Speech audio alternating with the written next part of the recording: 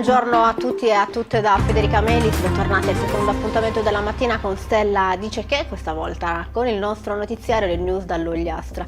Partiamo oggi da Ulassai, è tutto pronto per la prima biennale d'arte contemporanea Ulassai in omaggio all'arte e all'artista Maria Lai. Dal 2 giugno fino al 6 ottobre il Museo d'Arte Contemporanea e il Camuk Casa Cannas esporranno le opere di 25 artisti sardi che si sono misurati con un percorso dal titolo Progetto e Destino. L'iniziativa è organizzata dal Comune e dalla Stazione dell'Arte all'interno del progetto Borghi, finanziato dall'Unione Europea attraverso il programma Next Generation EU.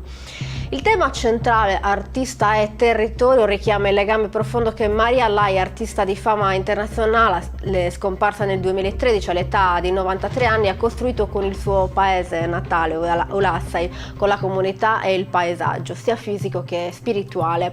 Direttore artistico dell'evento è Gianni Murtas, che insieme al comitato scientifico composto da Chiara Manca, Damiano Rossi e Antonello Carboni sottolinea l'importanza di non cercare cloni della straordinaria Maria Lai, un riconoscimento e un ringraziamento a un artista al suo legame con la nostra comunità, hanno sottolineato il sindaco di Ulassai Giovanni Soro insieme a Luisela Cannas e Claudia Conto, che hanno descritto la Stazione dell'Arte come il coronamento di un sogno individuale e collettivo nato 43 anni fa con la performance di arte pubblica Legarsi alla montagna. La Stazione dell'Arte ha quindi il compito di valorizzare questa eredità e promuovere il dialogo artistico nel contesto del nuovo millennio.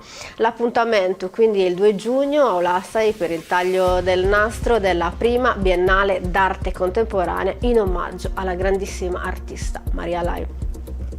Andiamo avanti con Bari Sardo. Dal Ministero delle Infrastrutture e dei Trasporti arrivano 150.000 euro per il Comune.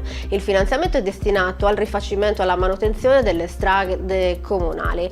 Si tratta di risorse preziose che consentiranno di intervenire per l'ammodernamento e la messa in sicurezza di molteplici vie dell'abitato e non solo, ha commentato il sindaco Ivan Mameli.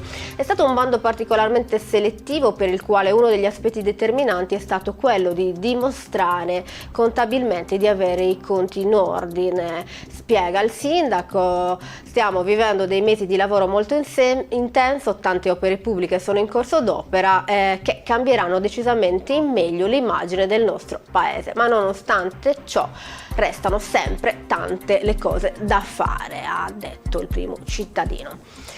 Continuiamo con Tortolì, una bella iniziativa promossa dal Comune in collaborazione con l'ASL Ogliastra, un corso di formazione per i proprietari di cani che si terrà l'8 e il 15 giugno. Il corso, conosciuto anche come il cosiddetto patentino, è un'opportunità per conoscere meglio il proprio amico a quattro zampe, favorire una convivenza serena e responsabile con i nostri amici pelosi e ottenere un attestato ufficiale. Il corso è gratuito e aperto a tutti, verranno trattati temi fondamentali per la corretta gestione del cane e la prevenzione di comportamenti indesiderati. Le lezioni si svolgeranno nella sala giunta del municipio di Tortolì e per iscriversi è necessario compilare il modulo che è possibile scaricare dal sito internet del comune di Tortolì.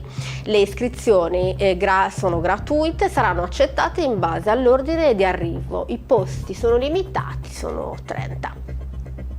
Andiamo avanti restando su Tortolì, perché l'ufficio postale di via Cedrino resterà chiuso fino a domani per permettere il completamento dei lavori legati al progetto Polis. L'intervento ha previsto infatti un restyling completo della struttura, ma anche importanti interventi di digitalizzazione dei servizi. Durante questo periodo, fa sapere il Comune, è possibile recarsi presso l'ufficio postale di Arbatax in via Bella Vista, aperto dal lunedì al venerdì dalle 8:20 alle 13:45, il sabato dalle 8:20 alle 12:45. L'ufficio postale riaprirà il 31 maggio, l'ufficio postale di Tortolì.